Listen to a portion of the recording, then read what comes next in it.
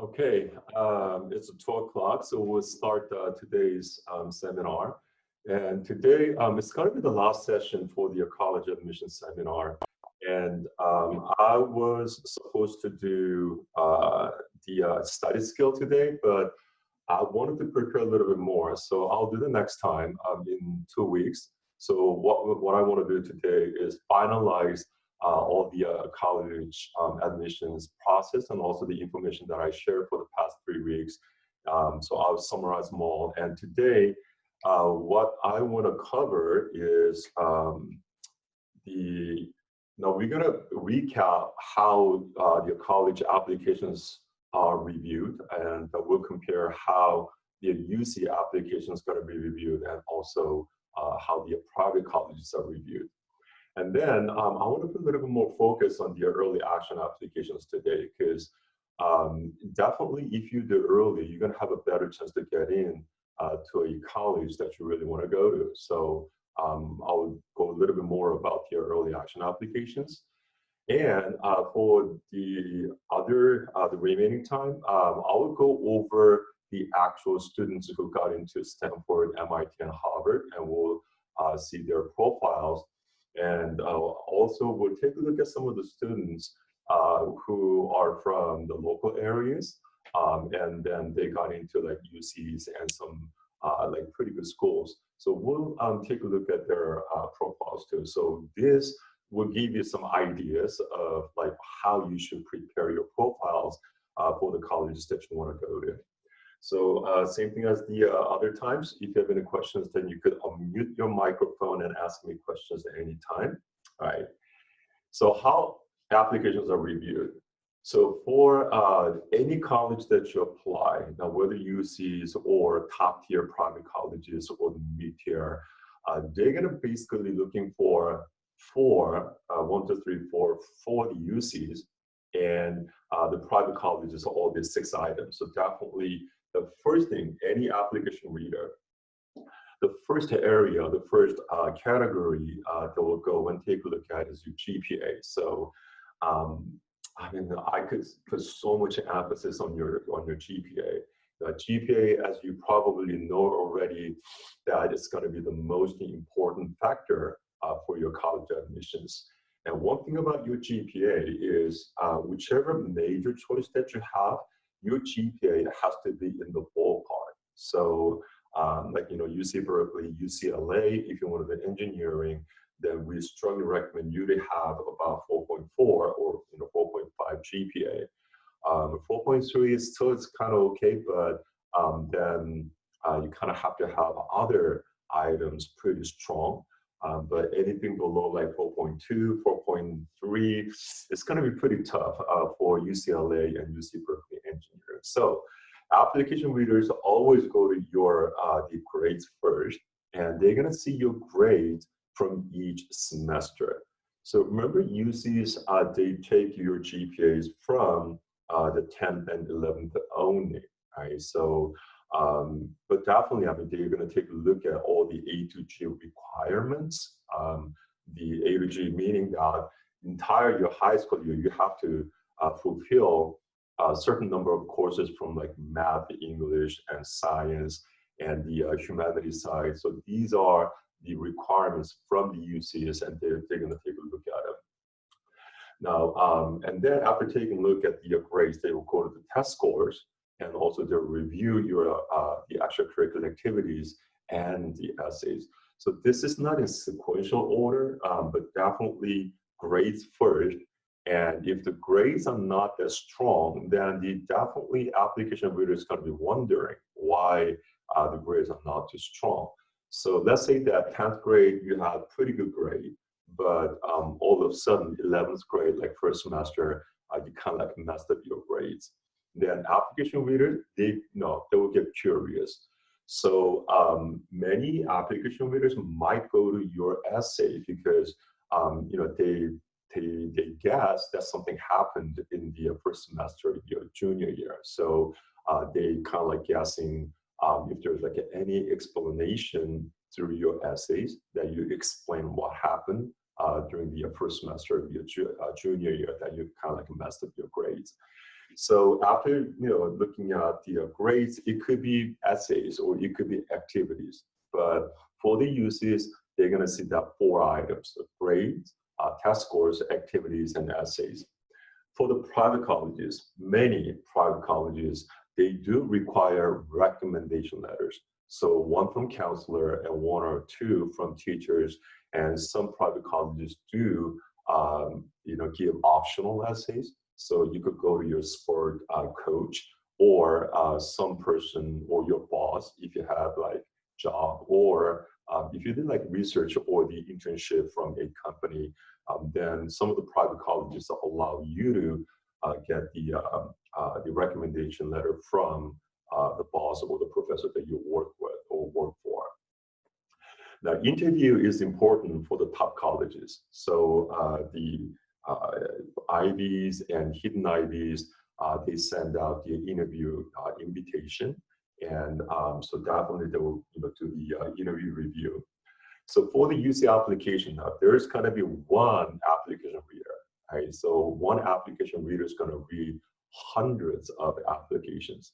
So out of all the 9 UC campuses, as you probably already know by now, UCLA always gets the most number of applicants. So 2019 and 2018, the record shows that UCLA had over 110,000 students apply. So that's a lot.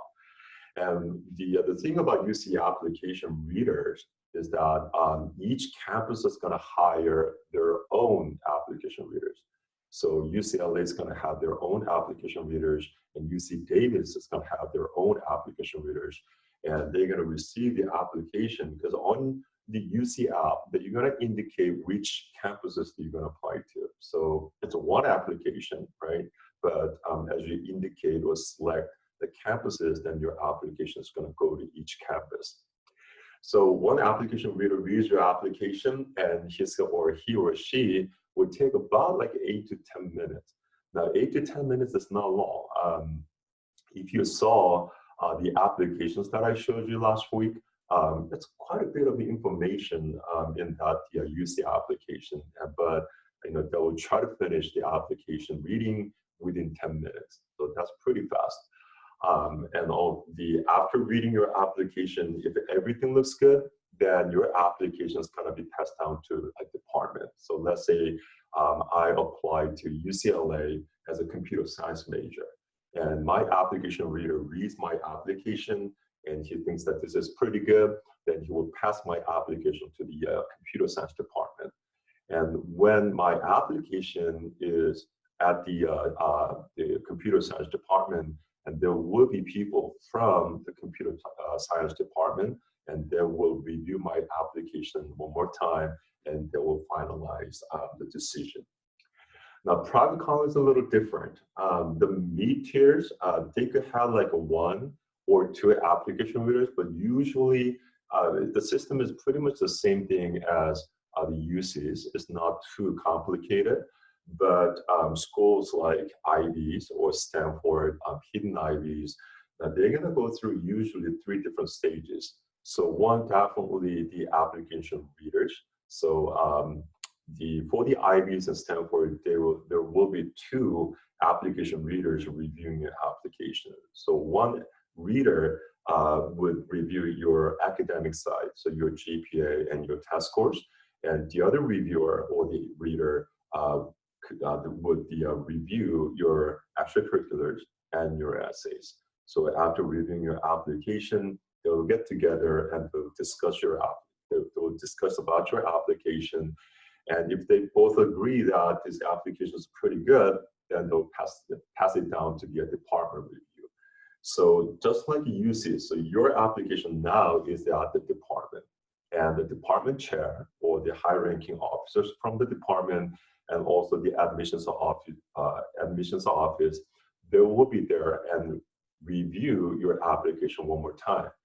And if that stage is great, and now you pass through that stage, then you are at the round table, meaning that this is the place where highest level of ranking officers from the college are there to make the final decision. So private colleges, especially hidden Ivies and Ivies, It's a lot more complicated, but they definitely take a longer time to review your applications.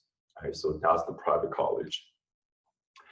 And more and more schools, whether like UCs or private colleges, they're trying to adopt holistic review of the applications. So holistic review, the main point is that they are trying to review you, or they are trying to look at your application as a person. So that means instead of just focusing on the GPA, test scores, and the list of activities, what they would try to see is a person out of your application.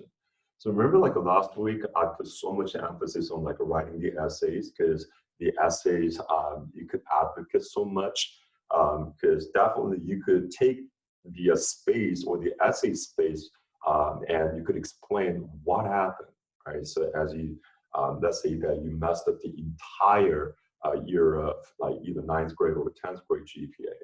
And if anything happened to you, like in the 10th grade that, you kind of like messed up your grade, then you could definitely explain what happened. But remember, when you explain any situation, any reason that you messed up your grades, you kind of have to have a really good backup source, right? So, or the evidence. You just can't say, the study was really hard and I was having like a really difficult time. I mean, that is not good at all. So you kind of have to have the solid evidence, which could back up your reasons. And also on your essay, if you want to write about it, whining is not good. All right. So what the readers really want to see is, I mean, definitely you could take some spaces to explain them about what happened. But what they really want to see is more like a victory story. So how'd you come out? What did you do? Right. So I see that you messed up your 10th grade, but what about the 11th grade? So let's say that you improved so much during the 11th grade. Now you have all straight A's. Then you could tell them, okay, I realized that I really messed up my grades in 10th grade, and that was a really stupid decision that I made. I played games so much, or whatever. But I realized, and then this is the steps that I took for me to bring up my grades. So you just can't say, I studied a lot. I realized that playing game was so stupid. That was my very bad decision that I made. And here I was in the 11th grade. I studied like, really much. And then I brought up all my grades up. That is not good. All right. So you kind of have to be very specific. So if there was like anything special that you did in order for you to bring up your grades, anybody motivated you, anything changed your views. Now, all these things are the good reasons that you could put on your essays. Right? So essays are really important. So they're going to try to look at you as a person, not just the applicant to their college, but as a person. So they're going to be very much interested in your passion, your achievement and accomplishment, and your character.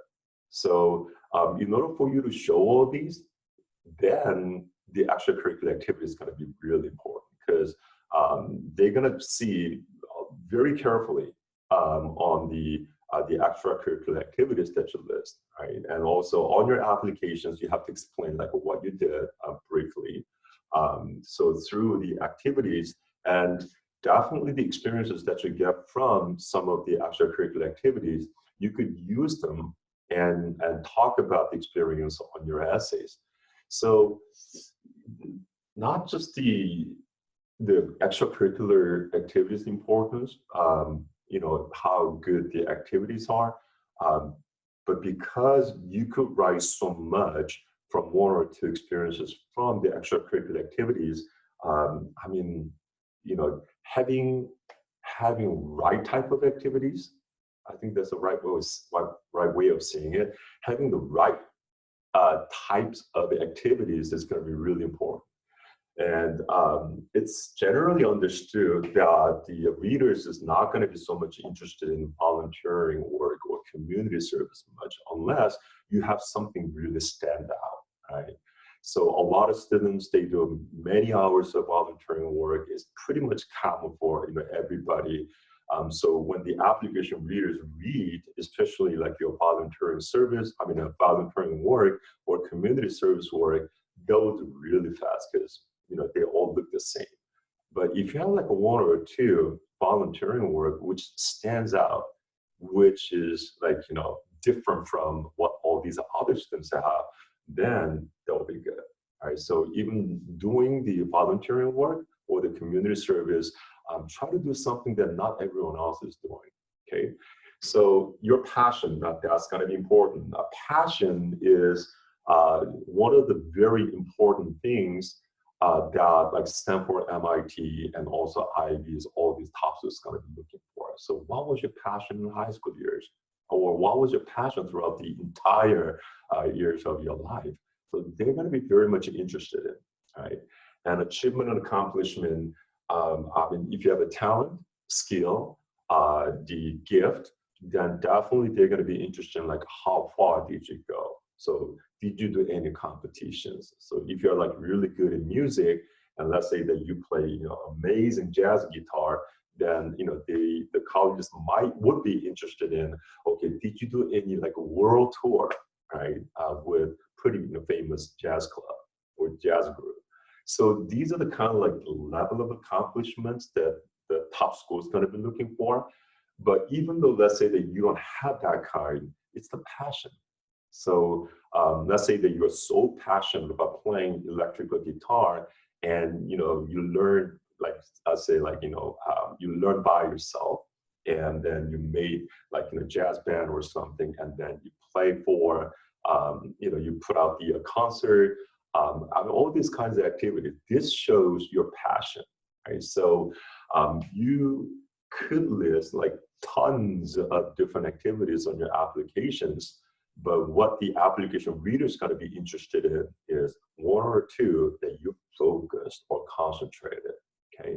And also character. Now, I talked about this last Sunday. Now, they're going to try to see what kind of character person you are through your activities and your essays. They have their own ways to find that out, right?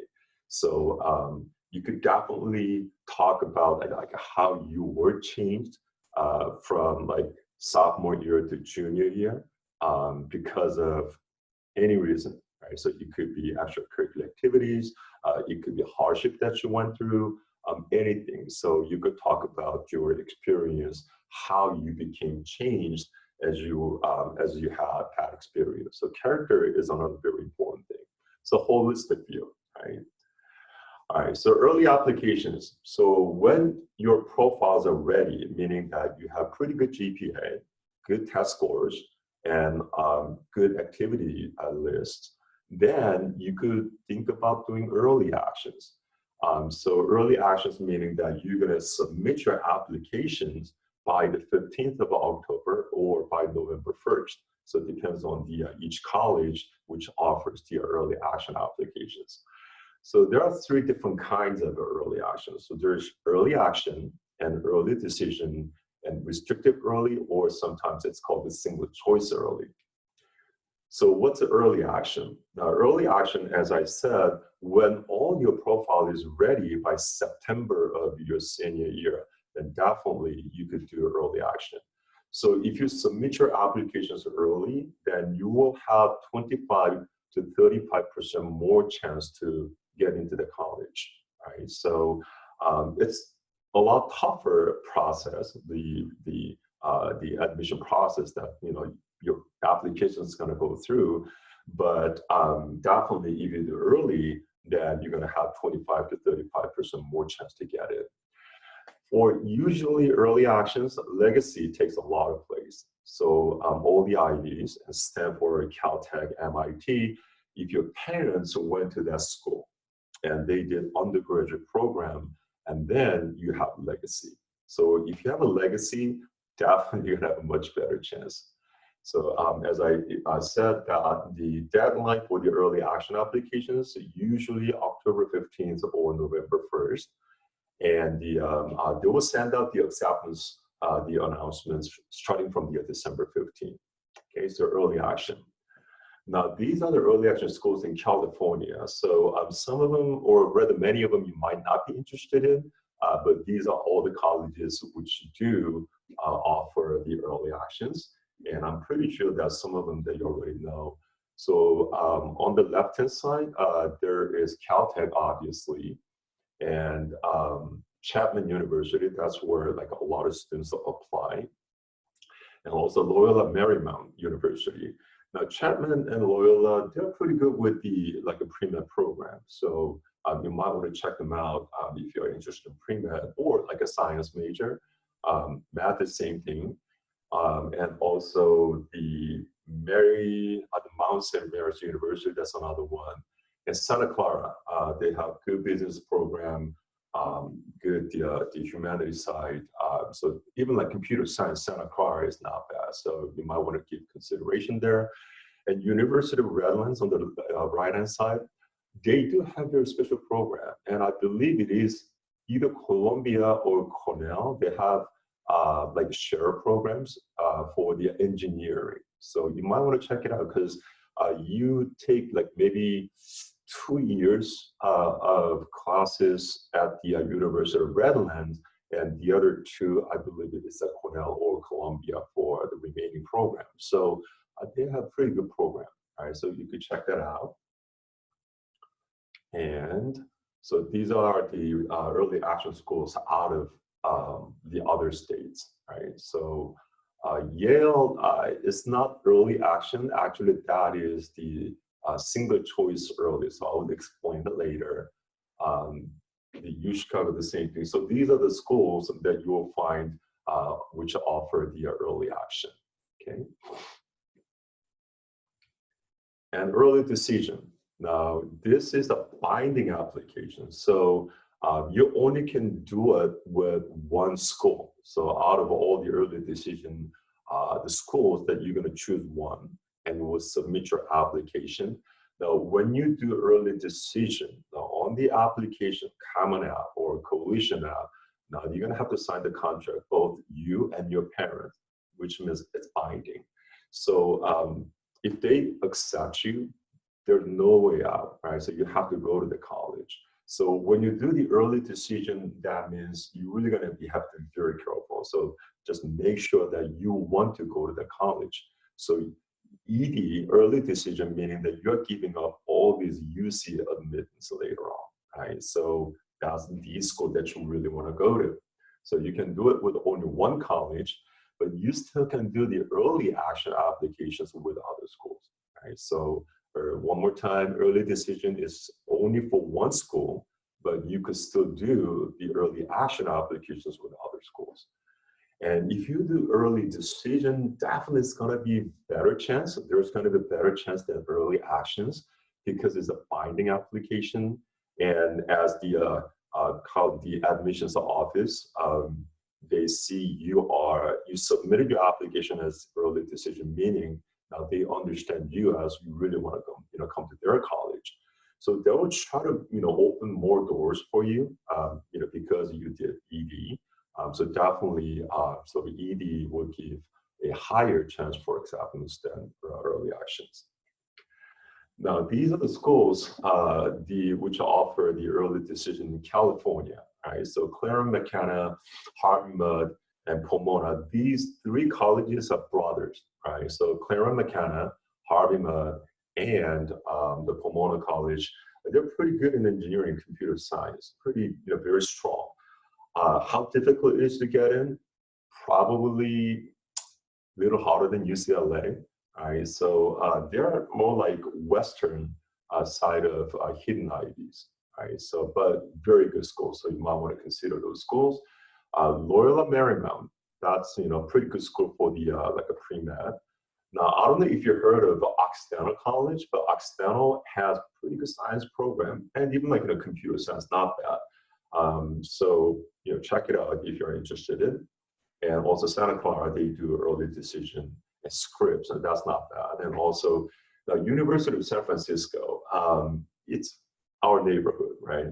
It's an easy school to get in. So a lot of the ED and EAs are offered by like top tier schools, but you will find out, you already saw this, but mid-tier or even like for some people, it's a safety schools.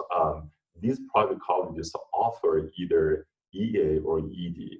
Now, my recommendation is that now, if your GPA is pretty good, the high school profile is pretty good, and I'm sure that you're going to choose some mid-tier, meaning that target schools, some private schools for your target schools. So if you choose like one or some of these EA schools as your target colleges or target schools, then you try to do EA. Right? So there's no binding there. So if they accept you, as I said, that you're going to receive acceptance letters from these colleges starting from December 15th. Now that's going to give you a lot of relief, right? Because if you do the regular decision application, then you're going to have to wait until like end of March or April for you to receive the acceptance letters from like UCS or all these other colleges. But when you have acceptance letters from these colleges, I mean, you may not be the number one or number two choice, but I'm just like, if they accept me, then I will go. So when you have the acceptance early, then that will give you a lot of relief. So mid-tier or the target schools, why not? Think about doing early actions. Now, these are the early decision schools in other states, so there are a lot of them. American University is pretty good with the econ side and also the political science. Right? George Washington, definitely that's political science, so more like a humanities side. Emory, that's good. Northwestern, that's one of the popular schools that a lot of students from these areas apply. UChicago, I'm pretty sure that you know that school. And Amherst and also Boston College and Boston University, it's all famous schools.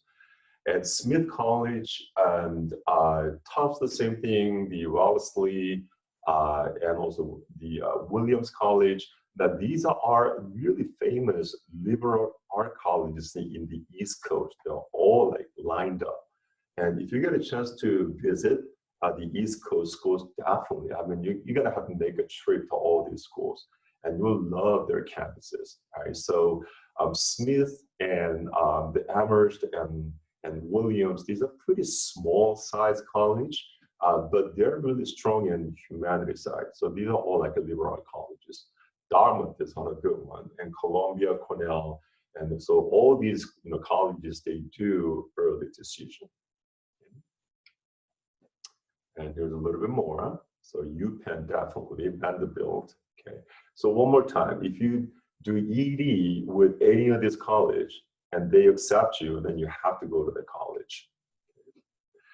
Now, restricted early or single choice early action is that you only can do it with only one college. And the challenge is that if you do early with any of these colleges, Boston College, Georgetown, Harvard, Princeton, Stanford, the Notre Dame, and Yale, any of this, then you cannot do any ED or EA. Right? So this is going to be the only one school that you could do early. So be careful with that, because I mean, you're going to lose your opportunity to do other like EA. So when you do EA or early action with any of these schools, then that has to be the school that you really want to go to, and your profile has to be really good. So, I mean, Boston College is okay, Georgetown is okay, but Harvard, Princeton, Stanford, and Yale, I mean, you're gonna have to have really top tier profile. Now, a lot of people are interested in short-term medical programs. So it's called the BAMD or like a BSMD program. So what this is that this is like combined programs, allow students to earn a bachelor's degree, either a Bachelor of Arts or Bachelor of Science, and then proceed directly into medical program. All right, so after going through this program, it's just 6, 7, or 8 years program, and when you complete the program, then you will become MD. Now, usually it takes about 10 years, right? So this is a lot shorter version of becoming a doctor. So if it is a shorter version, guess what? Yes, it is really hard, right? So it's very difficult to get into any of these schools which offer BAMD or BSMD, but surviving through the program once you're in, that's another tough choice or tough time that you're gonna have. But if you have a like really strong passion in becoming a doctor, becoming a surgeon, then definitely you might want to consider this program. So instead of applying separately to medical school, students just go through one major admission process at the end of high school, or occasionally condense the application process early in college that encompasses both the undergraduate and graduate admission process. Programs that ask students to apply after first getting admitted to the colleges are typically referred to as early assurance programs. So one more time, this is a combination program. And so one advantage that you're going to have is that while combined programs offer students early assurance, so some of them still require applicants to take and do well on the MCAT. So what this is that let's say that you go to 4-year undergraduate college, and now your major is pre-med, meaning that you're studying for pre-med, you're preparing yourself to go to medical school. One of the requirements that you're going to have to do is take an MCAT test, right? But some of the BSMD or BAMD schools, they do not require MCAT. But what this is saying is that still there are some schools which require the students to take the MCAT. But many of the schools, they do not require. So that's going to be one advantage that you're going to have if you are enrolled in like a BAMD or BSMD program from a college. Okay. All right. So that's about it. And I'll show you the schools which offer BSMD or BAMD program. So the Albany Medical School. So when you go through the list of the schools that I have, now many of them, you may not recognize it. I mean, these are not like really top schools in the nation, but they do have a medical school, right? And that medical school offers the BSMD or BAMD program. So Albany Medical College, I mean, not so many people really know about Albany, but they do have this program, and the program length is 7 or 8 years, and there is the freshman tuition, okay? Now, you're gonna see the double asterisk mark after the tuition amount. So Cooper Medical School of Rowan University, that's $10,076 per year tuition. That's only for the in-state resident. So if you're out of state, then obviously the tuition is going to be a lot more expensive, right? So out of all these, definitely BU, that's pretty good. Baylor College of Medicine, a lot of people, they try to apply to Baylor, and Baylor is a little easier to get in. And I've had, I think, 1 or 2 students in the past who got into the BSMD program from Baylor. Brown, it's going to be really tough. Out of all BSMD program, I think the Brown's going to be the toughest, right? Now, California North State University College of Medicine, that a lot of students from California get interested in that school. But after visiting the campus, I've had students who went up there and they visited the campus and they said, I'm not going to go there.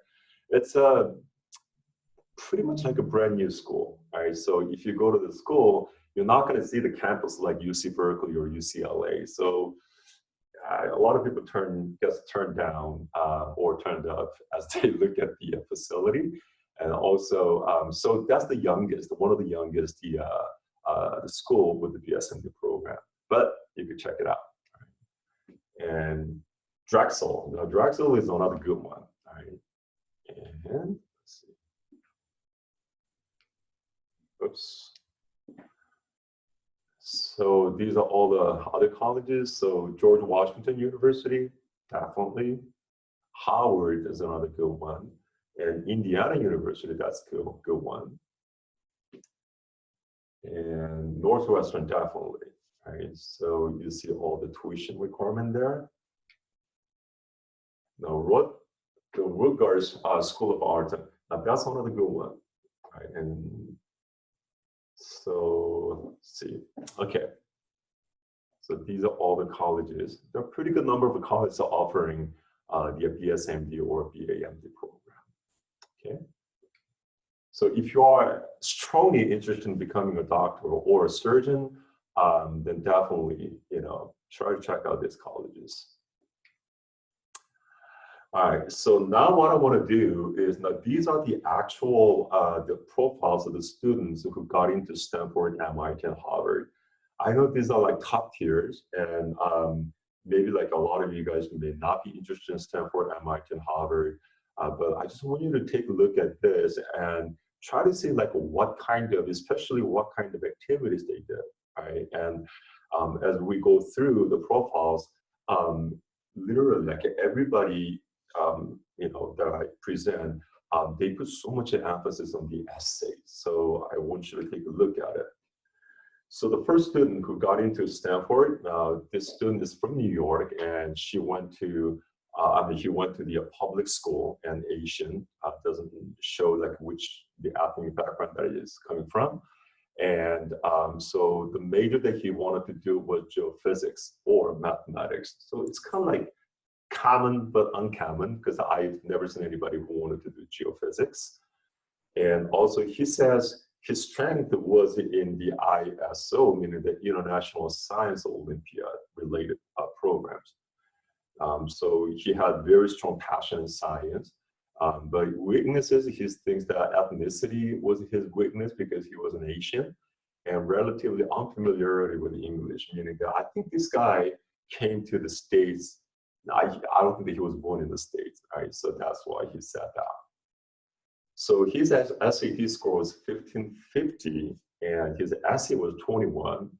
And he's got SAT subject test scores 800 on math, 800 on physics, and 770 on US history. So please remember, if you are applying to Stanford, MIT, and all these IDs, usually they're going to ask you to provide 2 or 3 SAT subject test scores. Now, these are not optional. These are like mandatory. So especially if you're doing like computer science or engineering part, some IDs or the hidden IB is going to stipulate, or they're going to say, we want to see SAT subject test scores. So usually, definitely Math 2, right? So Math 2 covers up the pre-calculus. So if you're taking pre-calc now or next year, you know, since the June SAT test is canceled, so probably you know, like you've been preparing it, but you're not able to take it. But definitely you're going to have a time for the Math 2 in August, September, October, November, December this year. The College Board is, they are giving the test dates like the second half of this year. But if you're a sophomore, or let's say you're a freshman and next year you're taking pre-calculus. Now, if that's the case, then I want you to come in and try our diagnostic test on Math 2. We have very strong Math 2 test program or test prep program. So our Math 2 practice tests are designed much harder than the actual. So we had like many students having gone through our program, and many of them got like a perfect score on the Math 2.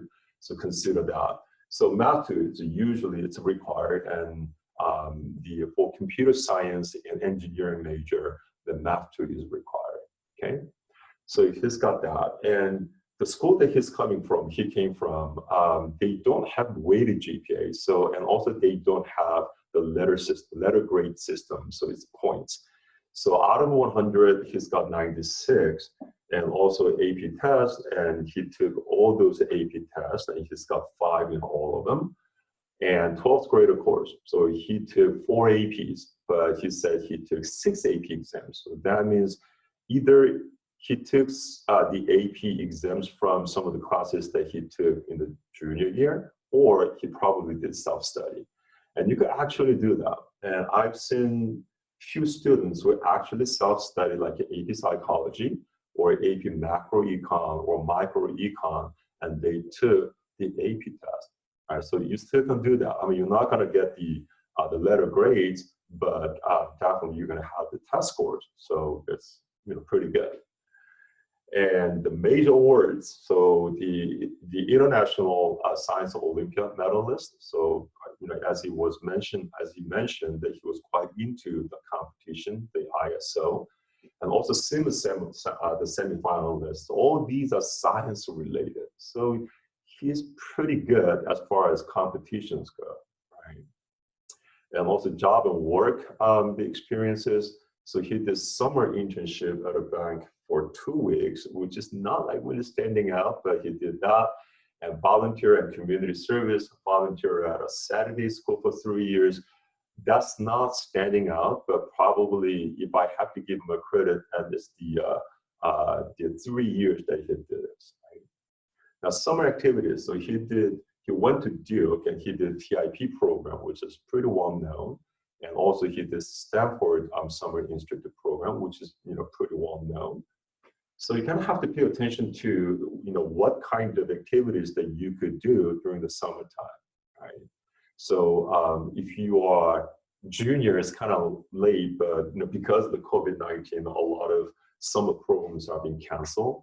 But still, like more and more colleges are having they have like virtual programs ready for this coming summer, and they still have the portal open for applications.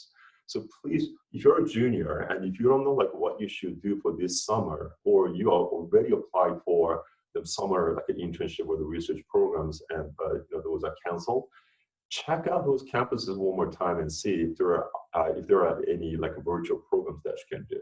Right? So if there's still open options, then definitely try those. UCs, UCLA, UC Santa Barbara, and I'm pretty sure it's the same thing with the UC Davis and also many of the UCs. They have pre-college program, or I think it's called the UC Scholar program. So UCs are definitely they're making, or they made the virtual programs for this summer. So check out the UC websites. So he did all those summer activities, and on his college essays, definitely he talked about the ISO experience. So remember, it's really important for you to have experience from your extracurricular activities that you could put it on your essays. So he thinks that he's got like 9 on that essay part. Now, letter of recommendation. Now, this is really important for the private schools. So he had 3 letters which are required for Stanford, and additional rec letter. So the first teacher rec letter was from his physics teacher, and he says, well, he kind of knows me, but not to in depth. And probably the rec letter was about like 6 or 7 points. How did he number that? Well, he got to read his the recommendation letter from the teacher. So all these students who put the scores on, they read the teacher's rec letters, right? So they put the scores on. Now, teacher's rec letter too, that was from his APUSH teacher. The teacher really likes me, so I guess the rec letter was pretty good. Now, the counselor rec letter. So he had a new counselor that really likes me as well. So probably that counselor wrote a pretty good rec letter. Additional rec letter, now that was from his research mentor. So this is really important if you do some heavy duty research. So that's usually from the summer program. So for the research or the internship programs that we recommend usually, the programs from like 3 weeks to 7 or 8 weeks on campus. And the programs do require the application, 1 or 2 teachers' recommendation letters, and sometimes your essay. And it's going to cost your parents some money. So the program usually starts from like $2,500 up to $10,000. So those are pretty good programs that many or most of the public and the private colleges acknowledge. But any program which is kind of free and also which is like only 1 or 2 weeks, usually it's not worth it. So you kind of have to be careful when you choose summer activities. Now, definitely Stanford they do the interview, and he thinks that he's got like 9 points on the interview. Points mean like he gave the points. So he talked to the interviewer about 2 hours. Now, that's pretty long. Usually interview time is about like 30, 45 minutes. But last year I had a student who did interview with UPenn, and they talked in like 1.5 hours. And I was really surprised, but this student, 2 hours, that's a lot. All right, now the second student profile, this student, female, and she's coming from the Washington State, and she went to public school. She's a Caucasian. And she thinks that her strength was in her essays, interview, and art portfolio. And her weaknesses were test scores, no major honors, and extracurriculars could be better. So why she thinks that she was accepted? Well, she said, I definitely think I was accepted because of my music supplement and my essay. So here's another thing. She is very passionate about music, and she did quite a bit about music, all right? And then not only that, she wrote about the music experience. So so if I would read her application, then I probably would have seen so much of music activities, right? So that's her passion. And she says, I think that my writing showcases my inner voice and personality very well, and my passion for theater and music was clearly developed in my application. Okay, so for Ivies and Stanford, all these hidden Ivies private colleges, they really want to see your passion, right? So her SAT score is 1530, which was pretty good, but 1530 is not like really up there. What we usually recommend as like, SAT score for Stanford is about like 1570-ish, but 1530 is kind of like on the lower end, but that was all right. Subject test, she only did one, all right, so she did math 2, and she's got 750. Now, on way to GPA is 4.0, and she's coming from this school. Now, this is a public school, but it's got to be a small school. So out of 330 student senior class, she was ranked #1. So for the private colleges, ranking is very important. So, but for the public schools these days, they don't put the ranks anymore, right? But you could definitely ask your counselor, but I'm not sure whether your counselor will tell you what ranking that you have. But if you're applying to Stanford or the Ivies, then you're gonna have to be in top 5% in your school, right? So she was ranked #1. And so definitely I believe that played a pretty important role. And she did all those AP tests, and those are the scores that she had. And 12th grader courses, so she did AP Gov, AP Lit, and Calculus BC, AP Bio, and Advanced Drama. So remember, like I told you that UCs and Stanford, they had the same system that they only take the GPA from the 10th and 11th only. But for the 12th grade, now, even though the GPA is not going to be considered, but they're going to check how many APs that you have. So if you have like 3 or 4 during your junior year, then you better have another 3 or 4 for your senior year. If you're applying to Stanford, then like a 5 or 6 APs then. Major awards, National Merit Commendation, the AAUW Math Award. So I think she's not just talented in music, but she's pretty strong in math too. And AP Scholar with Distinction, some School Scholar of the Month, the Scholar of the Month Awards, WMEA State Soloist and Duet. So I think that's the music part.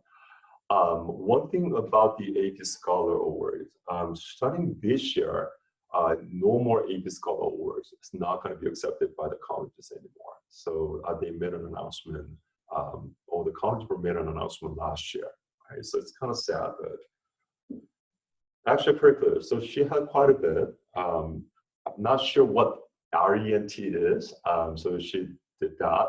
And she did the choreographer for the school edition junior class vice president. So she was involved with the student government or student body, drama club, and jazz choir, varsity chair, NOAA spot prawn research, torch church. So she did quite a bit, and she has pretty good like leadership positions. Some activities, most drama performance and direction. So here we go. And she said, I also mentioned how I worked part-time and performed in a professional musical theater, the cabaret, right? So her focus was on music, drama. Job and work experience, Subway, paid internship at my local theater, Snowflake, the lead performer, and volunteer community service. Community service, Imagine Children's Museum and Providence Hospital volunteer. So she did that. So comment essay. She said she wrote about menstruation. That's unique. So I'm kind of like curious what she wrote about, but it's kind of like a unique topic. I've never seen anybody done that. I also had it edited like 3 times, 3 different times, so it was pretty good in terms of grammar and structure. Now, learning essays, so that's another essay, supplemental essay. So she wrote about being inspired by unknown, but I thought I used good language. Now, roommate letter. Now, a lot of private colleges are going to ask you to do roommate letter, right? So she says, I think my voice and humor stood out in this essay. All right. When you do something like roommate letter, you could be funny. All right. So it doesn't have to be like really solid, sounds so awesome. It's just a letter to your roommate. Right? So you could be very humorous. Now, meaningful essay, she says she wrote about the significance of theater in her life and how it's shaped her. Okay. The recommendation letter, the first one was from the AP Gov teacher. She said it made my dad cry. So that teacher probably knew her so well. Right? And the second one was from the AP Chem teacher. She said, I didn't get to read it, but she really loved having me in the class, and I had her for 2 years. Counseling rec, probably pretty generic, and additional rec, that was from theater advisor, right? So it was absolutely going, okay? And she had interview, and she said, it was the best interview of my life. We talked about normalization of mental illness and LGBTQ presentation in government. So when the interviewer comes out, they're gonna try to make you so comfortable, right? Because they know that you come out so nervous, and also the things that they talk about are not like heavy academic side, right? So a lot of students say that, my goodness, I never knew that interview time was gonna be that fun, right? So they come out. One of the reasons they want to meet you is that they want to find out who you are, right? So as the admissions office, they review your applications and they want to know more about you, and that's why they send the interviewer to you, so that the interviewer can find more about you. All right, so that was her interview, and she did Stanford early. So, but by the time that she got the acceptance letter, which was in December, so she already applied to the UCs, but since she got into the Stanford, she didn't want to go anywhere else. Okay. All right, so general comments, she says she really doesn't know how she got in. And she thinks that because of the interests were diversified and that gave her application a boost. Okay. Now this is kind of special case. Now this person is a male student from LA, Central LA, and he's a Mexican. So any college that you apply, and if you're an African American, or if you have a Hispanic background meaning that you don't have to be a Hispanic, or you don't have to be Mexican, or like the Spanish. If your ancestor, somewhere in your ancestor has the coming from the Hispanic background, and if you can prove, then you do have a Hispanic background, right? So if that's the line that you have, then definitely you can take an advantage of putting yourself as a Hispanic on your application. So if you're a Hispanic, if you have a Hispanic background, then definitely you're gonna have a better chance. So he's a Mexican student, and he thinks that his strength was a well-rounded individual, but his weaknesses, he says, my extracurriculars were one of the strongest. Why he was accepted to Stanford, he thinks genuinely conveyed who I am through my application, from my biggest flaws to what drives me. Other colleges applied, UCs and USC. So that's his academic profile, 1520 SAT, and he also did the ACT. So a lot of people ask me, should I do the ACT when I do the SAT? I usually say don't do it, but you could go for it. The only time or 2 times that I recommend for the students to do both is that when they do have very, very strong SAT score and the students are willing to do ACT. The thing is, if you are trained with SAT first and you get like really high score, and then you try to do the ACT, usually the ACT score comes out very strong, right? So if your ACT score, I mean, SAT scores around like 1530, 1540, or like 1550 or higher, then try ACT, and there's a good chance that you could get like 35 or a perfect score. So that's the one case. The second case is that when you do, let's say that you did like 2 SAT test scores and you really didn't work that good, then you might want to consider doing the ACT. And the thing is, I mean, the SAT and ACT are 2 different structures, but the way the questions are designed, if you do the SAT first, and you train yourself for like so long time, and now you have the experience of taking the SAT test, then you try to do the ACT will look easier, right? But if you try to do vice versa, usually that doesn't work. So I'm pretty sure that you know the differences between SAT and ACT. The ACT has 61 more questions than the SAT, so it's a lot faster. But advantage of that is because it is designed like fast test taking, the questions are a little bit more straightforward, right? So there's like pros and cons. And also the ACT has the science section, and this science does not require so much deep knowledge in sciences, but it's more like reading the graphs and interpreting the graphs. So if you're not too strong in reading and comprehension, then science is going to be pretty tough.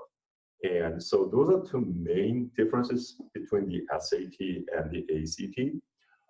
Which one's going to be easier for you to raise your scores? Personally, I think it's the SAT. And that's because SAT math is the half of the test, right? So the English-wise is the reading and writing, and math is math. So for math, that if you get 1 question right, then that's like 10 points up, right? But ACT, there are 4 sections. So the English, reading, math, and science. And for you to raise your scores, you kind of have to raise all the section scores. So, and also the scores goes up by 1 point. So it's a little bit more challenging. So when the students do both SAT and ACT diagnostic test, and when the scores are pretty much the same, then I recommend the SAT, unless like student says that, I feel a lot more confident or comfortable with ACT, then I let him do it, okay?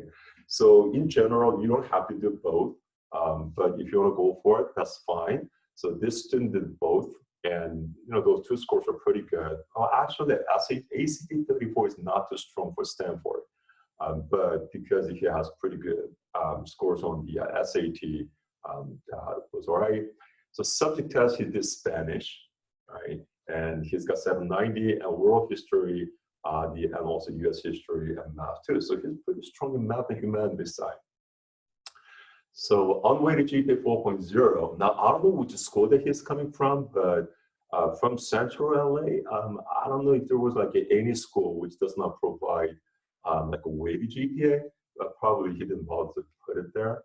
And he said he was ranked #1. So the school that he went is not like really large school, right? So only 156 class, the senior class size, so that's pretty small school, but he was ranked #1. So that definitely was important.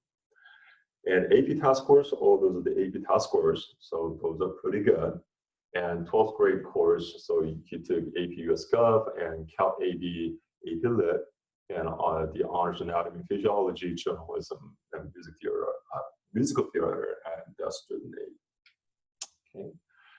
Major words. Now you're going to say Quest Bridge. Now Quest Bridge is only for the students who are coming from the low income side. So I don't think that any of the students from these areas are going to be eligible. But let's say that your parents all of a sudden have a very critical, like a financial crisis, and then you could apply for the Quest Bridge program. So he was qualified, and he was the college prep scholar. So that is good, and the rest of them are pretty the generic, except I would say probably the last one, right? So the current semifinal, no, I'm sorry, not, yes, the current semifinal is for the Bill Gates Scholarship.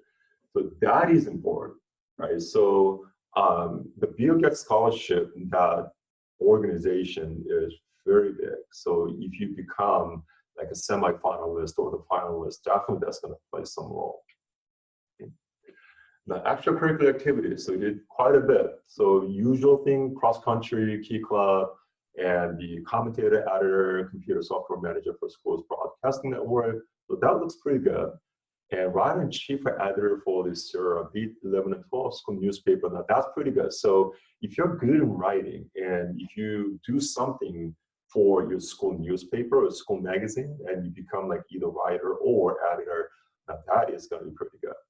Hospital volunteer, that's, you know, a lot of people are doing it, so that's probably not going to shine out. And I don't know what he did for the Gay Straight Alliance, but he was involved in that activity. But the last one, that shines out. So he did eBay merchant, and he said, I've conducted transactions across the globe from Costa Rica to Malaysia. So that is pretty good. Okay, so that's something not so many students gonna have as an extracurricular. So job and work experience, field and agricultural labor summers. So I think what that is that he actually went out to the field and did labor work. So if you drive down to on the number 5 freeway and to LA, now you're gonna see like a strawberry field or some, like, you know, the fields, the farming fields on the side, and you will see that people, you know, working in the field. Now that's the, I think, kind of thing that he did. So that kind of like makes him stand out, because that's not something like, you know, everybody does. So that probably was a very curious thing. And intern for local congressman, definitely you could go for it, especially if you're interested in political science. Okay, and also for this summer, because this year is the election year, that still the political parties, they are hiring high school students for the internship positions. So even though you may not be able to go and do work unless the COVID-19 gets off and then, you know, everything goes back to normal, then definitely. But check out the political parties. So if you're a Democrat or if you're a Republican, check the Democratic Party, the political parties, and see if they are hiring the high school students for the internship. Because I had students who actually did it like a few years back, and they got the recommendation letter from the party. All right, so that will be pretty good. Volunteering community service. So he did conduct the majority of his volunteering work with the Key Club, which is pretty good. That's kind of casual. So he did quite a bit. All right, so 50 hours and 80 hours. That's, you know, part of 130 hours, and also other. So he did a lot of volunteering. Okay. Some of activities: volunteering, babysitting my little sister, surviving the 100 plus degrees heat. So we could see that this student is not coming from like mid-class level, right? So definitely he's coming from the underprivileged community. Okay. And personal statement, which is the college essays, revolved around my little sister and how we explore the world through the walk. Now, I'm very curious about reading his essay, because that's the kind of like unique topic, right? So, you know, he had to babysit her little sister because parents are out, right, for work. And so I don't know if the little sister is like normal or she had any handicap, but he had to take care of her. So I'm really curious. Actually, I had 2 students who had the handicapped sibling, and they wrote about their experience. And some of the essays like really made me cry, because it was really challenging and very difficult, or kind of like a hardships they went through. But the essays turned out really good because they experienced really, really much. I mean, they became like really different people after like, you know, realizing the handicaps for, you know, of their like a sibling. So it's a pretty good essay that you can write about. Now, meaningful essay, he said, I wrote about how my friend introduced me to the world of boba. And the example of the cultural synthesis, I cherish in America. So I'm curious. I don't know what Boba did to him, but rec letters. All right. So the first one is from math teacher, and has known me since 9th grade. I'm confident he conveyed my character well. And another one from English teacher, haven't known her for about a year. She's a busy person, but allocated time for my rec. Counselor. Now we've gotten to know each other quite well throughout my high school. So this is kind of like a rare case. Usually students don't get to talk to the counselor much at all. But if you really want to have like personal rec letter from your counselor, then go and visit the counselor and carry on the conversations. An interview, it says it lasted a bit of over an hour. As the interview progressed, I became less of an interview and more of a conversation. Over a success, considering I was super nervous beforehand. So I told you about this, right? So general comments, he says, I cannot stress this enough. Now start those essays early. In my opinion, essays are the most impactful component of the application that one has full control over up until submission. I actually started my writing, my supplements over the summer and wrote my personal statement last. I felt like this ensured there was no overlap among my essays. Even though I started my application relatively early, I felt like I barely had enough time. I submitted my application on Halloween, November 31st, as the deadline approached. Right? So he knows that the essays that he wrote really played very much importance for his acceptance to Stanford. Now, this is from MIT. So this lady is from California. She's Caucasian, and I don't know which it was private or the public school that she went. Now, her strength was in essays, recommendation letters, and French. So she was strong in French and the extracurriculars. The weaknesses of physics SAT subject test score, a lack of major words, and no STEM extracurricular activities. Other exceptions, U Chicago, Northeastern, and UC Davis. So that's her profile. So she's pretty strong on the SAT score and also SAT subject. So as she indicated, her physics score is not too strong. And on-weighted GPA is 4.0. So I don't think that she put the weighted GPA there. And AP test, I'm not exactly sure if she only did one AP test. So AP psychology. Maybe she did others, but maybe she didn't put the scores on. But she was on the IB program, right? So usually, if you are on the IB program, then you're not going to have that many of the AP test scores available because you are doing the IBs, right? So senior course, French, and also the science track with the international option. So I think she was on the IB program. So that's the IB courses that she had to do. Common awards, the MUN awards, and the school-wide writing and sports awards in National American Mandate. So that's pretty common. Now these are the extracurriculars that she did. So she did varsity, the track and field, and she was a captain and she was the MVP.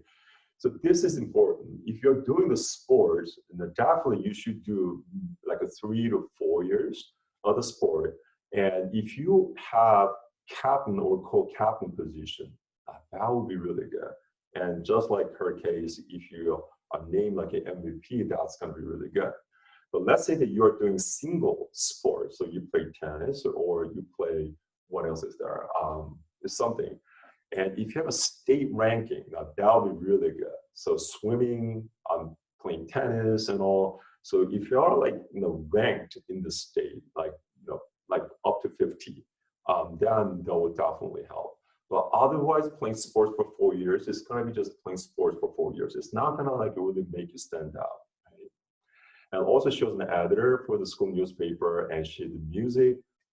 So part of solo violin study, string quartet, and school orchestra concert master. So if you're in art orchestra and if you become a concert master, that's really good. If you play violin or any sort of instrument, And if you are a member of very well-known orchestra, not just from your school orchestra, usually the school orchestra does not speak so much, but let's say that you're a member of San Francisco Youth Orchestra, and you are like first violinist or second violinist or first violin chair or second chair, that is good, right? So if you are that kind, make sure that you put that position on your application.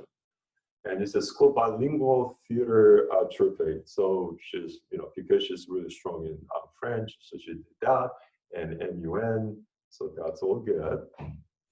And job and work, so she did all that, volunteering work. So she did like a nonprofit organization volunteering work.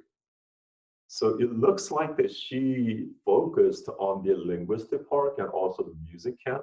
So probably like her, the summer activities were pretty much preoccupied with music and the French. And she probably is a very strong writer. She says, I was honestly really proud of all the essays that she wrote.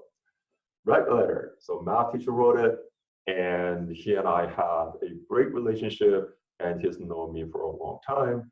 And rec letter two is from the history teacher, and because I'm the only person who participates in this class, so same thing. I mean, you have to know your teacher. And there's another student, she's from public school, or he or she, and she's from Florida. And this is her profile. Okay. So she pretty well, and out of 492, so that's a public schools, and she ranked number 6, so that's pretty strong. And she did all those pretty high level, the challenging, the AP tests. And she took all those. So this person is really strong in academics and the common awards, all those awards. All right, so she placed first, second, and fourth at school and state science fairs. So that's important. And also multiple superiors and superiors with distinction as state level music assessment. So I think she did like music competitions. Okay. And these are the extracurricular that she has. So she was in school band, but that like 20-50 members, but she was a captain, so that's good. And also treasurer and varsity member of Quinston, it's not bad. Member of a district-wide youth leadership group, working with the leaders from school. Now that is good, all right? So when you have like position, or when you represent your club, right, the club from your school, or let's say that you started your own club, now you're representing your school, and you're doing activities with other schools, that is really good, right? So, you could look, so like, let's say that you created this, hackathon competition, right? So you talk to your friends and you made this hackathon club in your group, in your school, and now you made the hackathon competitions within the district, right? And you invite like the people from other schools, and you made it like you make it open for like inviting people to join. That is good, right? So probably that probably could shine down. Okay.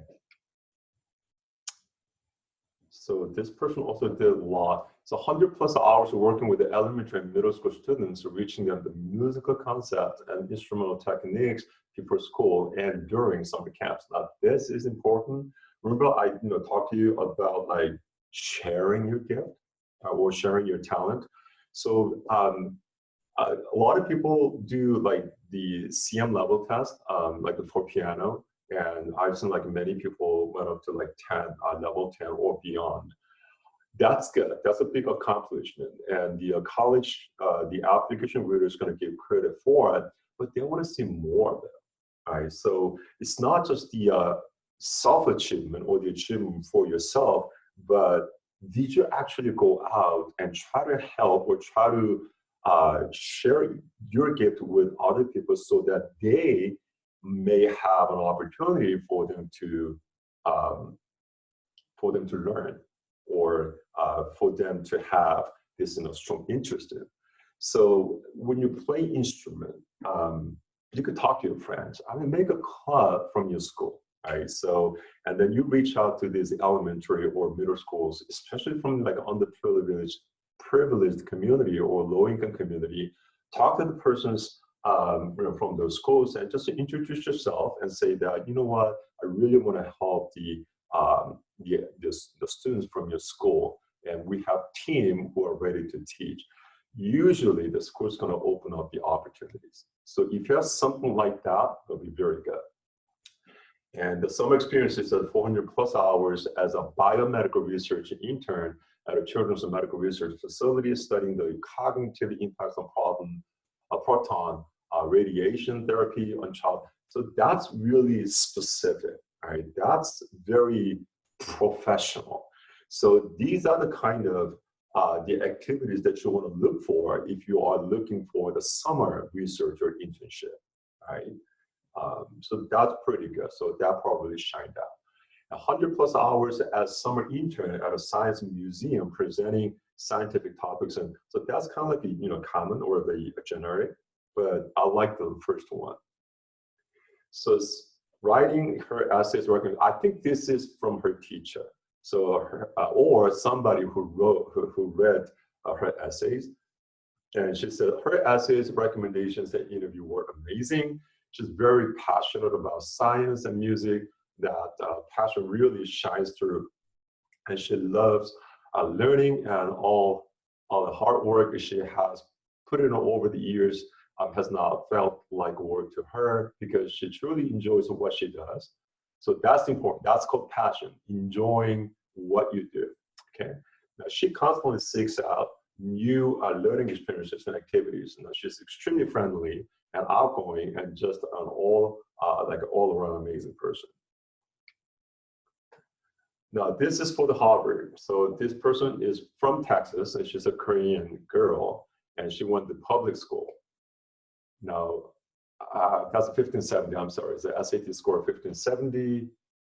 I mean, the 1510, I'm sorry. So, and also she's got 36, the perfect score on the ACT. So, and she's really strong in the scores, right?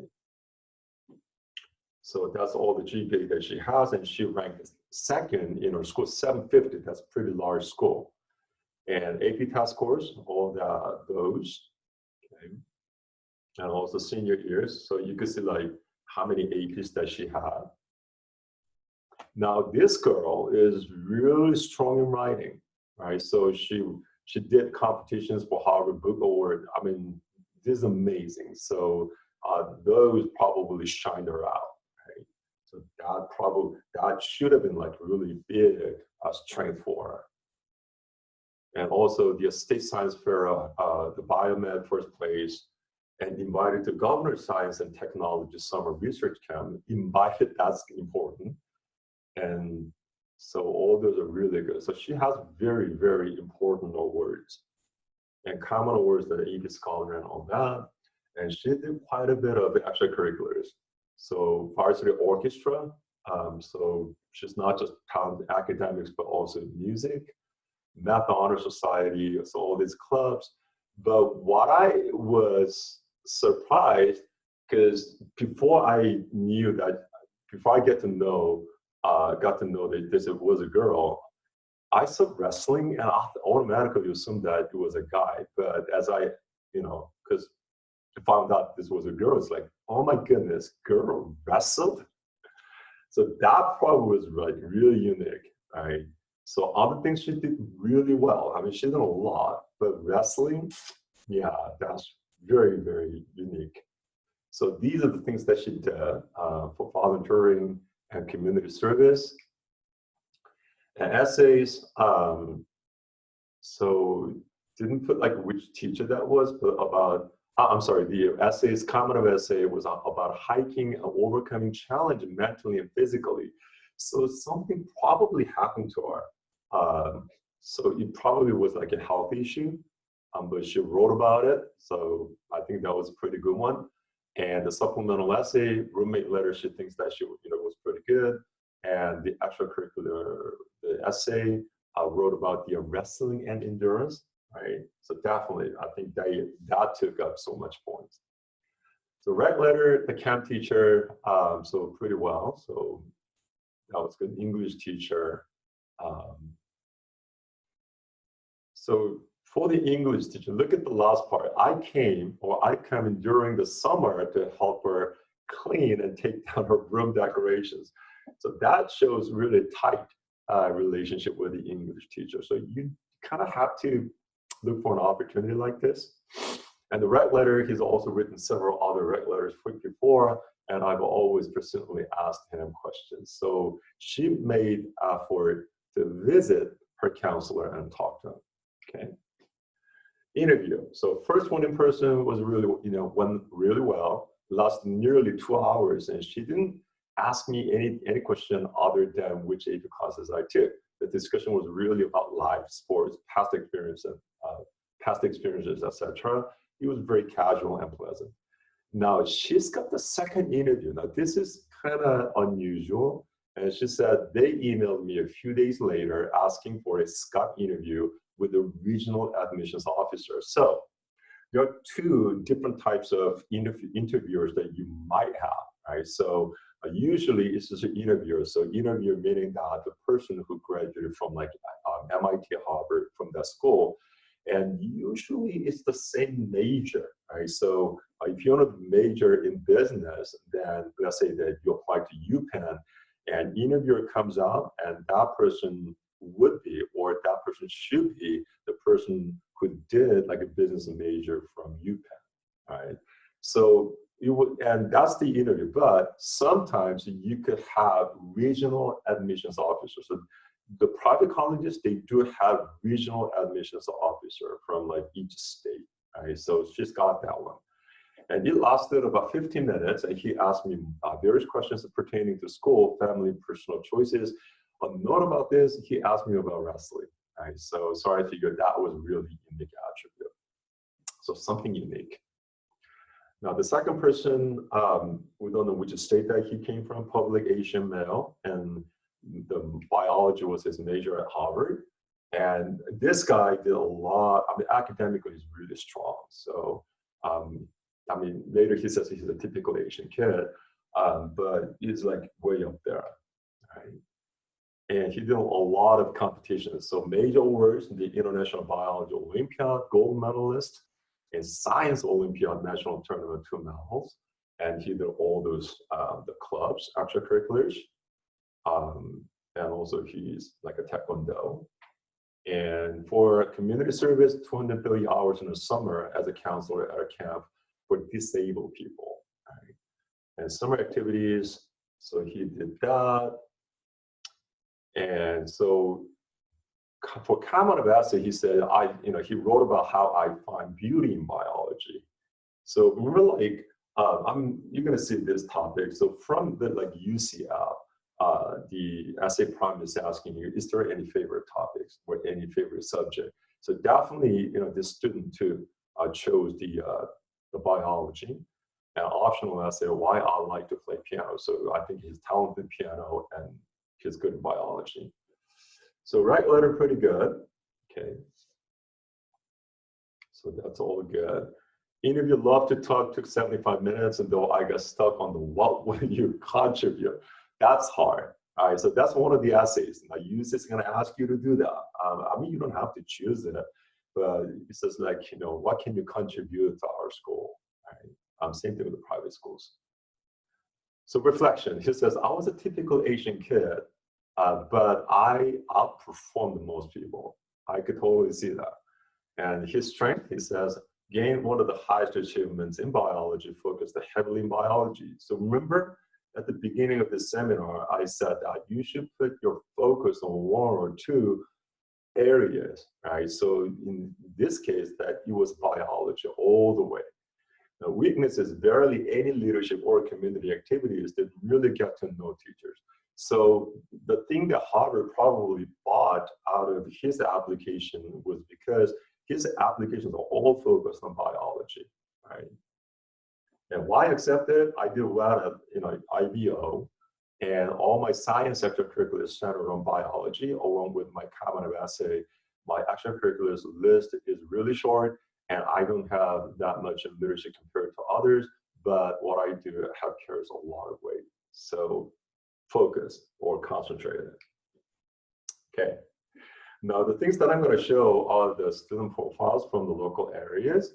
And these are the students who got into UCs, most of the UCs, and some of the Ivies or top colleges. So, so these are the students from your high school. So you could like compare your profile, or you could get some idea like how you should prepare for you to do certain majors at like UCs or some other like a private colleges. So this person, perfect weight unweighted GPA, and weighted GPA was 4.45, and so he's got 1530 on the SAT score. And for Math 2 and molecular biology SAT subject test scores, I never got to find out, but I'm pretty sure that he's got pretty good scores on them, and all those AP test scores. And these are the extracurriculars that he does. So definitely he founded a club. So if you start a club, now that's going to be much better than for you to become like VP or president or like a treasurer in the club. So, I mean, you know, your school probably already have like too many the clubs, but if you have a brilliant idea, right? So even though like, you know, the idea that you have is similar to what other clubs have, it's other clubs. You know, you can make your own club and just pursue the view that you have, and pursue with the vision that you have. You know, that's important. And so this something special about this student was that it was autism. Right, so he was quite into the autism or the autistic kids. Right, so actually he wrote the essay about it, which was really good.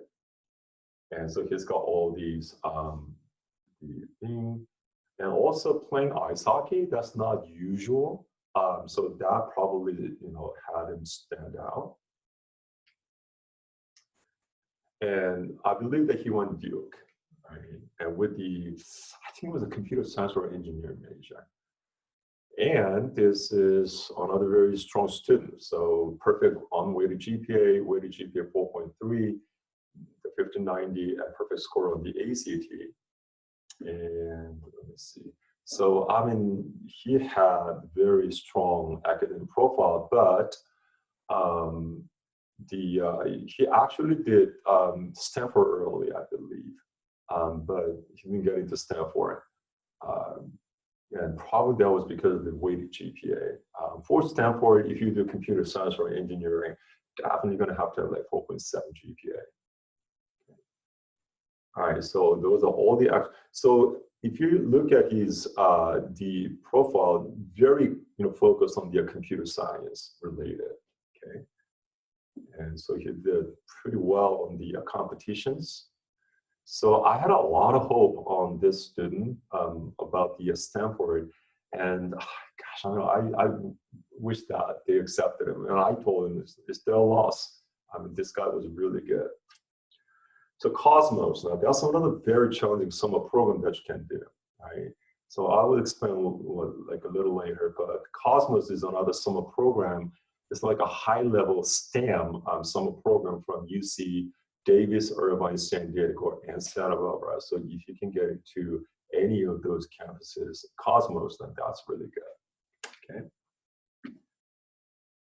So another person, pretty good profile, very good GPA, and actually this person also, he didn't apply to Stanford, but he did early to MIT. As far as the academic side is concerned, I couldn't see any flaws. I mean, he was really good. The thing was his extracurriculars were not too strong. And so he played volleyball for his school and he was a captain, but that was not enough. So MIT, I kind of hoped or wished that, the MIT would focus on like academic side more and also his sports, but I guess the extracurriculars were not enough. But both of them, so that this student and so student 2 and student 3 both went to UC Berkeley with EECS major, so electrical engineering with computer science. All right, so 3.95 unweighted GPA, 4.2 weighted GPA. 1430 is not a really strong test score, but the student went to, I don't remember which UCs, but went to UC, and those are the scores. And I believe, no, I'm sorry, I think the student went to UIUC, so the University of Illinois Urbana-Champaign, because he wanted to do the computer science major. Now, his extracurriculars, now there are two things that you could notice. Look at the very bottom part. All right, so he said he traveled to Japan, performed at a charity concert for victims still recuperating from the earthquake and tsunami experienced in 2011. That's good. So it was the pretty famous band that he went, and so they performed there. So that's pretty good. And another thing that you can notice is that this guy did archery, right? So that's unique, this sport. So archery, and he was top 100, still kind of like far up there, but he did a lot of competitions. So that I think made him stand out or stood out. Okay.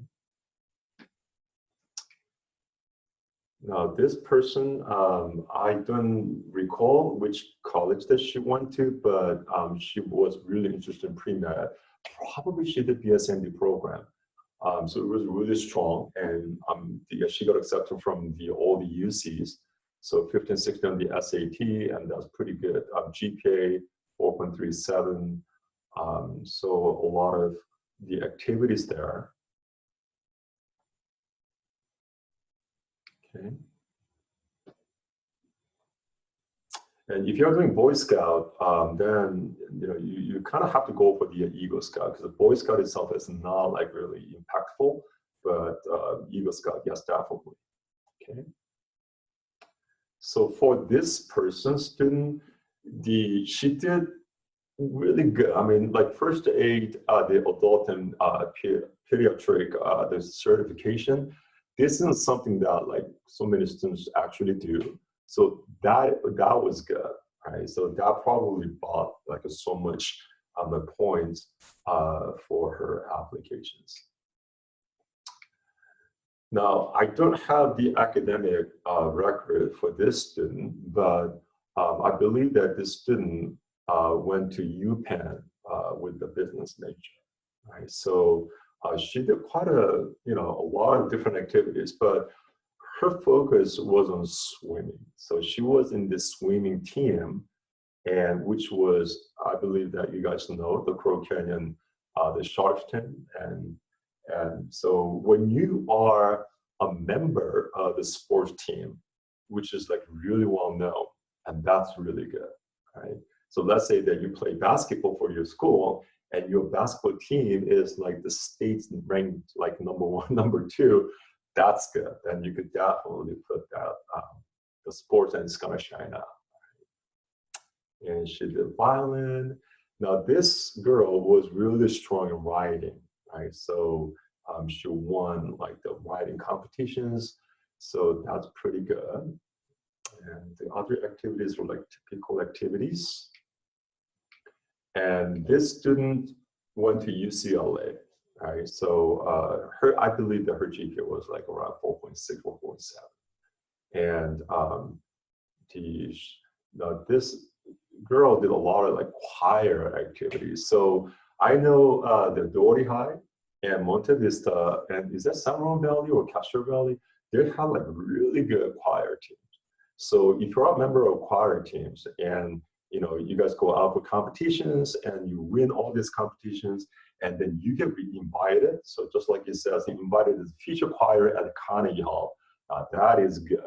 right? So if you're good in singing, be a part of your school choir, and if you get the opportunity, then that's gonna like really help much. Okay. And also she did the volunteering work, John Muir, and it wasn't just the typical the hospital volunteer that she did, but she was more like she was at the leadership positions. So I forgot the title name, but she was like managing other volunteers. So that's good. Okay. And this is all the awards that she has. Okay. So this, everybody that I have, now we are doing the college application service program right now. So things are in process right now. So I'm helping the students for doing the college applications, which is, they're going to submit this fall. Now, if you're thinking about applying to the Ivies or the hidden Ivies or any of those challenging private schools, I definitely want you to consider the services that we provide. If you have anybody who could help you with the applications, now that would be great. Now, I'm not trying to promote my program here, but essay is going to be really important. And also, as I showed you, I don't know about now Sunday, but when you see your applications like Common App or Coalition App, and even same thing with the UC App, there are certain spaces or certain sections that you really need help with. So what the application reader is going to do is, as they read your applications, and if they can't really see flow, right? If they really can't see one direction your application is going, then they get frustrated. And that's the kind of application that they don't really want to read so much.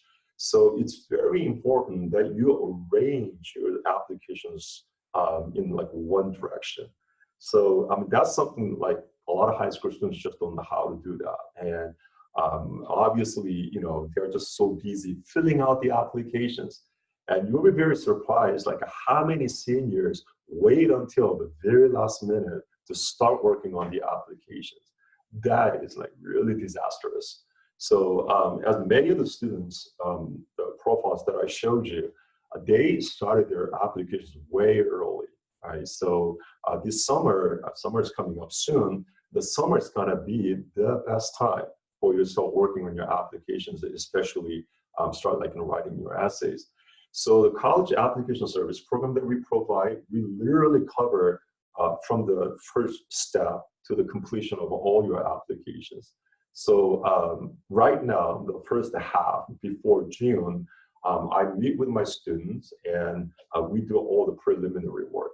So we try to decide which colleges that they want to go to or apply.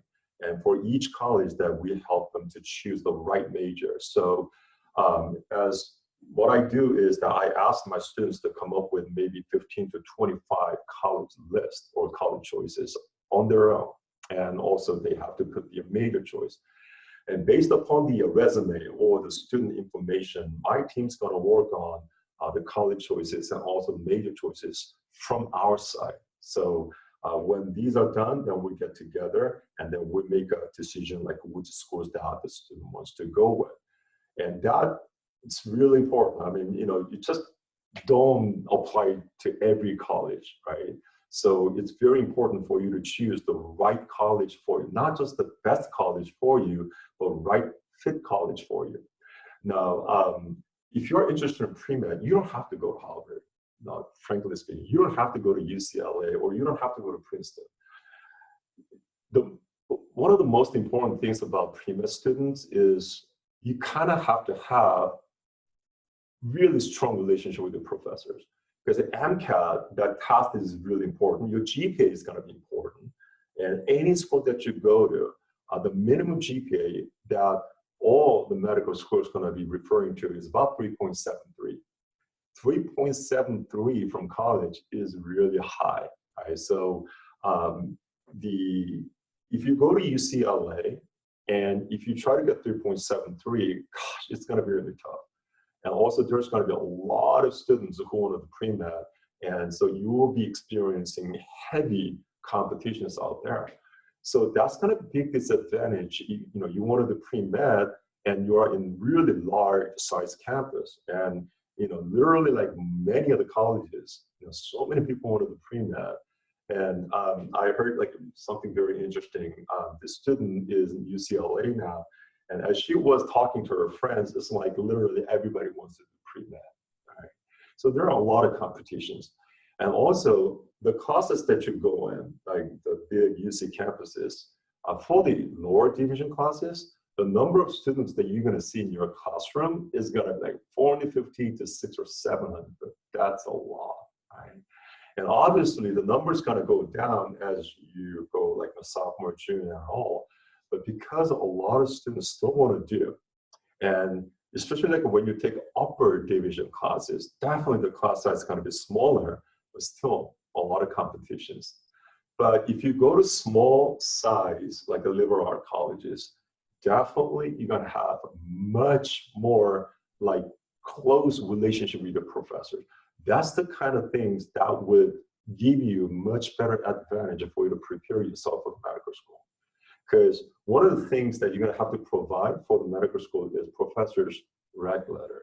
So from UCLA or like all these large campuses, unless you are noticed, right? Unless you're really good, or you make your effort to know like one or two professors in depth, and if they could write you a pretty good direct letters, that will be fine. And another thing is, the challenge is the lab assistant experience, the research assistant experience. And the large campuses, definitely, there will be a lot of competitions, but if you go to private college, it's a smaller size, which means that you're gonna have a lot better access to the opportunities for you to become like a research lab assistant. And you could work with your professors. That opportunity is gonna be there. And that's gonna play a very important role for the medical school resume, right? So the reg letter from your professor and also your experience, like internship or the research experience, those are gonna be important. For this year, I have my AP Bio teacher. She graduated from UC Davis, and I mean, you'll be very surprised. Her GPA is 3.93. It's like, oh my goodness, how did she do this? So 3.93, that's the top. And last time when I talked to her, yeah, she applied to the medical schools and she got into 7 of them already. So that's really good. So I'm not saying that you shouldn't go to UCs because it's all big campuses and you're not going to have those, good advantages. It really depends on like how you do it, how you do a school. But generally speaking, if you're at a smaller size school, and I mean, professors going to be there to help you. So for some private colleges, they promote their colleges saying that, you know what, our professors will know your name. So that's good, right? So that's the kind of like college that you want to go to. Of course, there's going to be like big tuition differences, but if the parents are okay to send you to private college, then I definitely want to recommend you to go to private college, go through the program, and get yourself ready for the medical school, right? So, but as far as the applications go, so we're going to try to find not just the best college for our students, but the most fit college for our students, right? So that's a lot of hours are involved.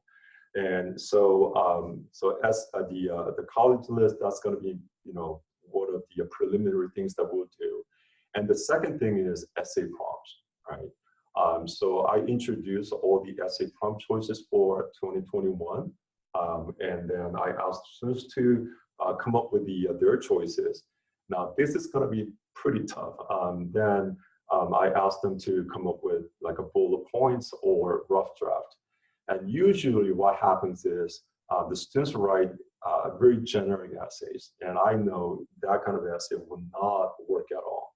So I get pretty picky on the essay prompt choices. And I ask like a lot of questions. Why did you choose this essay prompt? And you know what, that's not gonna work out. This is not gonna work out. So usually students get frustrated. But after having decided with like which essay prompts that they're gonna do, and then I connect my student with personal essay coach sometime in July. Right? And also, when I work with the students for their college choice, we'll make a decision whether they should do early or not. Right? So all the preliminary is going to be finished or completed by June. And starting in sometime in July, it's going to be the personal essay coaching time.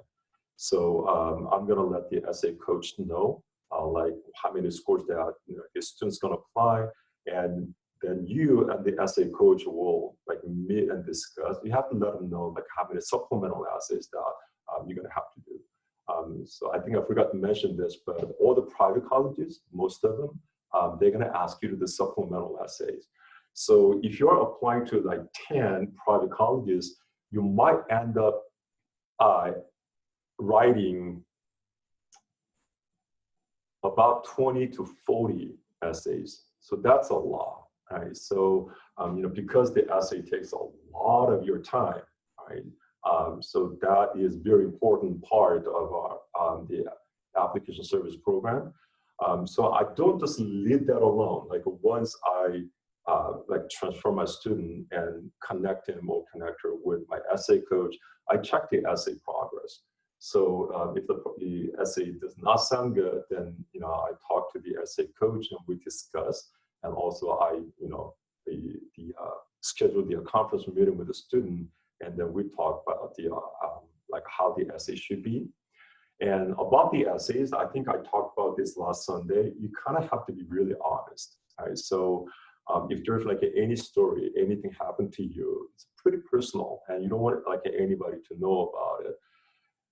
This may be probably a very good time for you to express it or expose it, right? And because that's something that like college application readers wanna read about, like what happened to you, and how did that hurt you, or how did that destroy your life, or how you came out, how you became different from that experience.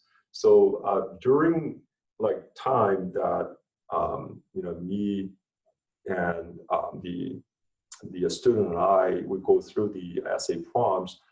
If the things do not work out that well, then I get personal. So I ask the students the questions like, okay, I'm gonna keep things in secret. Is there anything happened to you that you just never wanted to share with anybody? And I had like several cases before in the past. And so it wasn't like I convinced her or I tried to like persuade her to like write that painful story on her essay or on their essays, but they finally opened up and they wrote, and those one of the best essays I ever read. So it's really important. I mean, something that you want to share, right? So the essay, now that's important. And starting in August, now that is the time I meet with my student, the college application service student, and we start working on the physical application. So, we start with the Common App, and then more UC App is like in November. So we start with the Common App and Coalition App, and filling out the physical applications. It's very challenging, especially the activity side. And so Common App and Coalition App, it gives you like 150 or 160 characters for you to describe the activities. Oh my goodness. I mean, you're going to see that because when you try to do it, it's everywhere. And if you put like whatever, I mean, you thought you did pretty well, like describing what you did. But when I get to read it, I would say like, hey, this is not good. We're going to have to revise this. So this literally happened to every single student so far I have, right? So you need some techniques, and you need how to abbreviate. You need to know like how to make it really effective and impactful by using 150 characters. UCs, as I told you before, they changed their format since 2019, right? So they now give you 500 characters for you to describe the things that you did, and another 500 characters for you to describe your organizations or the clubs that you're in. I thought that was going to be great, but it's more challenging. It's like, oh my goodness, what can I say about this club, right? Because it's so typical club, but now they give you like a 500 character. So UCs do not expect you to describe like CSF with 500 characters, but any like a nonprofit organizations or some sort of like unique activity or like the organization that you're involved, they want to find out. So that you need like how you should describe it. So that I usually spend a lot of hours on that, and then we wrap it up. So like toward the deadline for each application, then I sit together with my student and also the parents, that we go over the entire application, and if everything's look good, then we submit. So college application service program, it's been impacting like a lot of students. They took pretty good advantage of going through our service program, and I'm proud to say that most of my students got into the UCs, especially like UCLA and UC Berkeley and Davis and those top tiers, and many of them still they got into Ivy is really tough, but the hidden Ivies. So definitely you might want to consider this program. So I described all these. Okay. So all the sessions is gonna be like a one-on-one, unless something happens and then I have to do group discussion, which rarely happens. But once you sign up, it's gonna be pretty much like a one-on-one session. Okay. So early applications, October 15th or November 1st. Now I'm gonna strongly recommend you to finish your essays and everything ready at least 7 days prior to application deadline. Now, especially the UC applications, you don't want to take any chance with the UC application, because last year was okay, but a few years ago, so many people they waited until the very last minute, and thousands of them, they logged in to UC application website and they tried to submit it. The website got crushed out. So it was completely crushed. And a lot of them did not get to submit. And what I think it was like UCs, we don't take them anymore. So for the UCs, you're gonna have to give yourself at least like 5 days, right? So we'll make sure that you submit your application at least like 7 days, hopefully like 10 days prior. But if the essays are not ready, then obviously you're gonna have to take time to make it ready. And USC scholarship application. So if you're doing USC application, there is a scholarship application, which is kind of December 1st. So we'll do that. And most of the private colleges, the deadline starts from January 1st. So we're gonna try to finish your applications before your winter break, right? So that's the deadline. And that's the pricing info, okay? So for the comprehensive package, we cover up to 10 colleges. So all the UCs are considered as one college, and you will have 20 hours of personal essay coaching time.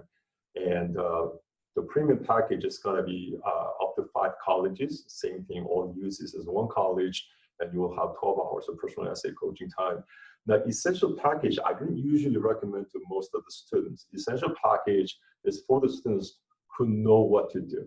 So they know which major they're gonna go, and they know what schools that they wanna apply to, and they only have like 5 hours of personal essay coaching time. So usually essential package does not work out for most of the students. Okay, so this is all I have, and so it was like 4 long like sessions for the college admissions. I've never done this before, right? So it was maybe like 1.5 hours college admission seminar, but because of the COVID-19, and I was able to explore a lot more about the college admissions process and every like a step that is involved. So if you still have any questions, then definitely you could ask me either like through email, or you could contact the staff to make an online conference meeting, and then we could discuss your questions. And for one more time, I apologize for today. I wanted to talk to you about the study skill and time management, but there are like more stuff that I want to put on, and the material's not like 100% ready. I wasn't satisfied with it, so I'll definitely do that in 2 weeks. So this week I'm gonna take a break, And hopefully like next week, then I will introduce you the study skill and time management. All right, so this is all I have for today. Now, does anybody have any questions? Now is a good time for you to ask me questions. Yesterday, I had questions for like over an hour. No? Are you okay? Oh. Okay. Do colleges count IB coursework the same as AP coursework? The IBs is gonna be higher. So if you're in IB program, you are at the top. Oh, okay. So if you do IB, definitely you're not gonna do that many of the AP tests.